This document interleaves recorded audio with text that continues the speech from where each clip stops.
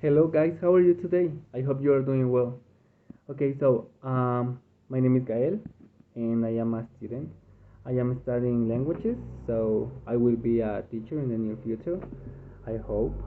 In advance, I want to ask to my fellow teachers to be emphatic with the students, especially after this long process that the pandemic brought with it. Remember that many students returned to school without any familiar. Some suffer the irreparable loss of a mother, a father, a friend, or maybe even a pet because pets are so important.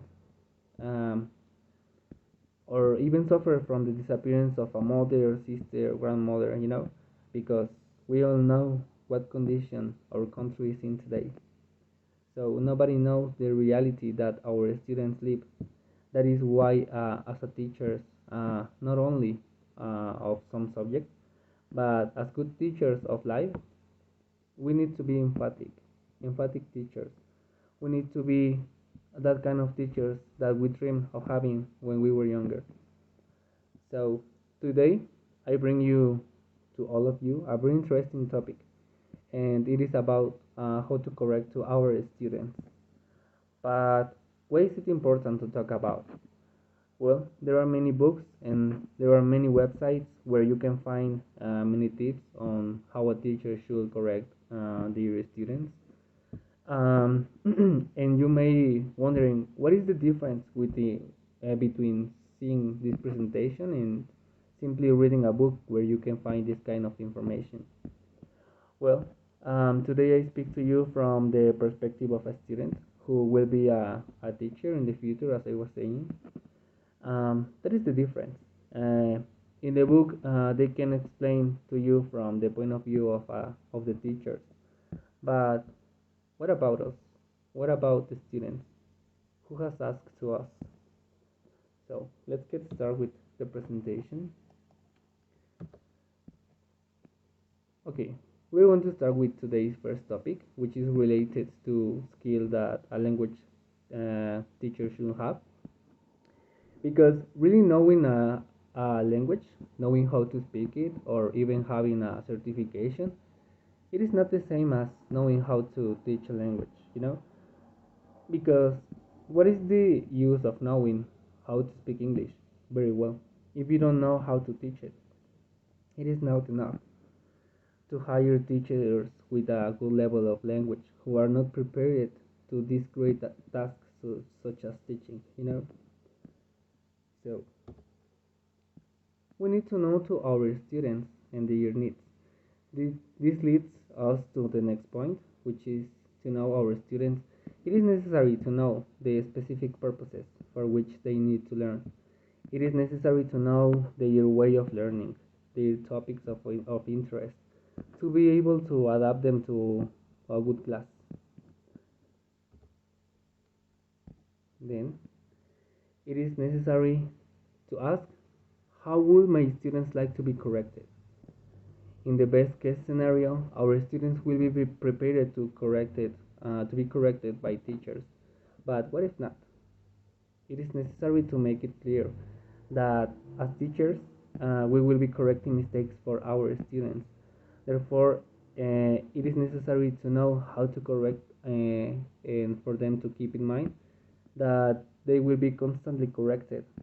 And if you ask me, it will not be bad. It wouldn't be bad to have a talk with our students about this topic. Then we can find agreement. Well, we can reach agreements that benefit to all of us. Then uh, the facts speak for themselves. No one likes to be corrected in public, especially when you think you are giving your best. That awkward moment when you get the answer wrong in class.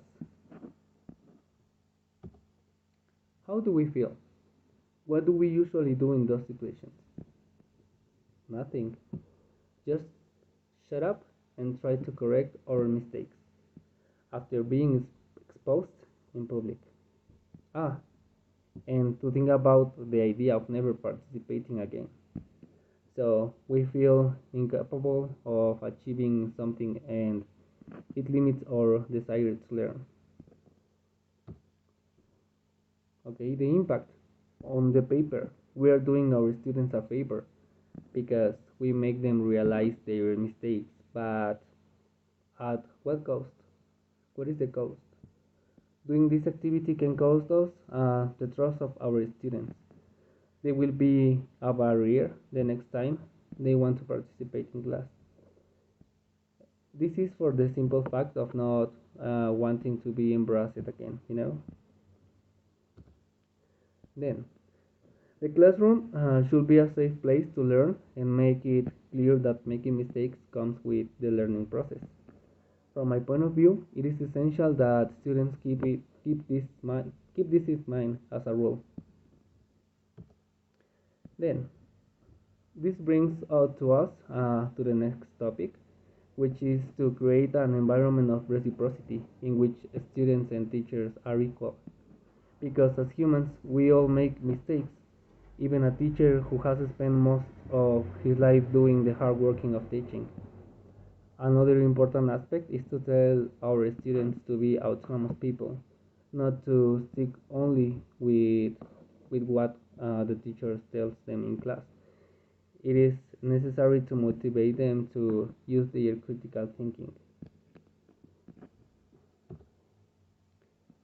And last, uh, but not least, we have to motivate uh, our students to participate, even if they don't have a lot of information on the topic.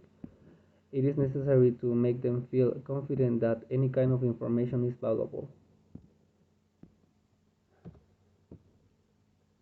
Let's make our classroom a comfortable place, not a battlefield that they don't even want to enter. Let's be teachers with conscience. Thank you.